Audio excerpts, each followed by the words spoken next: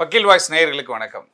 இன்னைக்கு எதை பற்றி நம்ம தெரிஞ்சுக்க போகிறோம்னா, இப்போ வைரலாக போயிட்டு இருக்க ஒரு சப்ஜெக்ட் என்ன கேட்டால், நம்ம இர்ஃபான் இருக்கார் இல்லையா, ஃபுட் விளாகர் இர்ஃபான். அவர் என்ன பண்ணுறாரு, 19ஆம் தேதி அவருடைய சேனல் இருக்கு இல்லையா, இர்ஃபான் வியூ அப்படின்ற ஒரு சேனலில் என்ன பண்ணுறாரு, வந்து துபாயில் வந்துட்டு அவர் வந்து அந்த ப்ரீநேட்டல் டயக்னாஸ்டிக் பண்ணியிருக்காரு.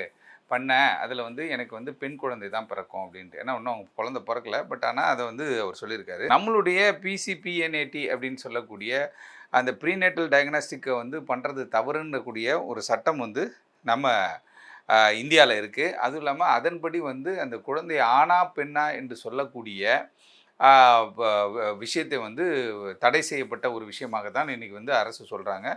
அதே போல் சுகாதாரத்துறை என்று சொல்லக்கூடிய நம்மளுடைய ஹெல்த் டிபார்ட்மெண்ட் என்ன பண்ணுறாங்கன்னு கேட்டால், அப்படிப்பட்ட விஷயங்கள் ஏதாவது தெரிஞ்சிச்சு அப்படின்னா, ஏதாவது ஒரு மருத்துவமனையில் நீங்கள் போய் பாருங்களேன். அதாவது இந்த கைனகாலஜிஸ்ட்டாக இருக்கட்டும், இல்லை எந்த பெரிய மருத்துவமனை போனால் கூட அங்கே போட்டிருப்பாங்க. அதாவது குழந்தை ஆணா பெண்ணா என்பதை வந்து அறிந்து சொல்லக்கூடாது. அது வந்து சோன்சோ சட்டப்படி வந்து ஒரு தண்டனைக்குரிய விஷயம் அப்படின்னு சொல்லிட்டு எல்லா இடத்துலையும் வந்து அந்த ஸ்டிக்கர் மாதிரி ஒட்டியிருப்பாங்க. அந்த டயக்னோஸ்டிக் சென்டர்லாம் சொல்கிறேன். அதை போய் இது நம்ம குழந்தை இருக்கா இல்லையா, என்ன கண்டிஷன்றது போய் பார்க்க போவோம் இல்லையா, அந்த இடத்துல அதை போட்டிருப்பாங்க. அப்படி இருக்கும் பொழுது இந்தியாவில் அது குற்றமாக இருக்கின்ற பொழுது இவர் என்ன பண்ணுறாரு, துபாயில் தான் ட்ரீட்மெண்ட் பார்க்குறாரு அவங்க மனைவிக்கு. துபாய்க்கு போய் பார்த்துட்டு வந்தார். அப்படியே அமைதியாக இருந்துட்டா கூட பரவாயில்ல. அவர் என்ன பண்ணார், 19ஆம் தேதி அவருடைய ஓன் சேனல் அப்படின்னு கூட நம்ம இர்ஃபான் வியூ அப்படின்ற ஒரு சேனலில் வந்து ஒரு வீடியோ போடுறாரு. வீடியோ போட்ட உடனே என்ன பண்ணுறாங்கன்னா, சுகாதாரத்துறை வந்து என்ன பண்ணுறாங்க, இதை சீரியஸாக எடுக்கிறாங்க இந்த மேட்டரை. ஏன்னு கேட்டால் இர்ஃபான் வந்து ஒரு செலிபிரிட்டி ஆகிட்டார். இர்ஃபான் வந்து ரொம்ப கஷ்டப்பட்டு மேலே வந்த ஒரு நபர் தான். இர்ஃபான் வந்து ஒரு நல்ல மனிதர், அதில் மாற்றுக்கிறதே கிடையாது.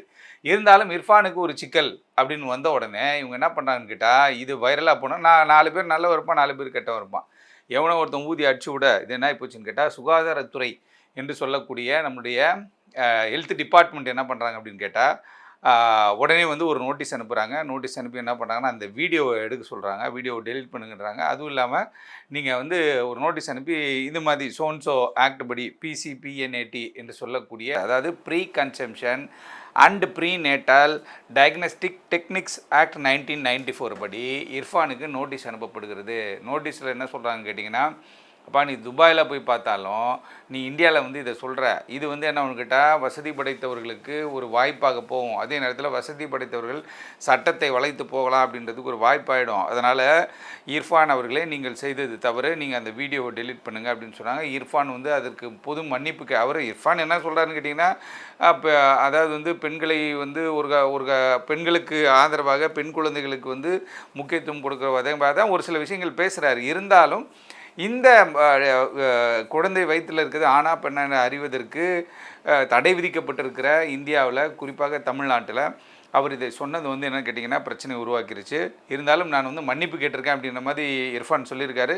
இருந்தாலும் இர்ஃபானுடைய மன்னிப்பு ஏற்கப்படுகிறதா, இல்லை நோட்டீஸில் ஒரு ஸ்பெசிஃபிக் பீரியடை வந்து போட்டிருப்பாங்க, ஒரு டைம், ஒரு 7 நாளுக்குள்ளே 6 நாளுக்குள்ளே பதில் சொல்லுங்கன்னு சொல்லிட்டு அப்பியராக சொல்லியிருப்பாங்க. அப்படி வந்து அவர் அப்பியர் ஆகி இதற்கான விளக்கத்தை கொடுக்குறாரா, ஏன்னு கேட்டால் என்கிட்ட வசதி இருக்குது, என்கிட்ட வந்து எல்லாமே இருக்குன்றதுக்காக நான் சட்டத்தை வளைத்து நான் வந்து பண்ணிட முடியாது.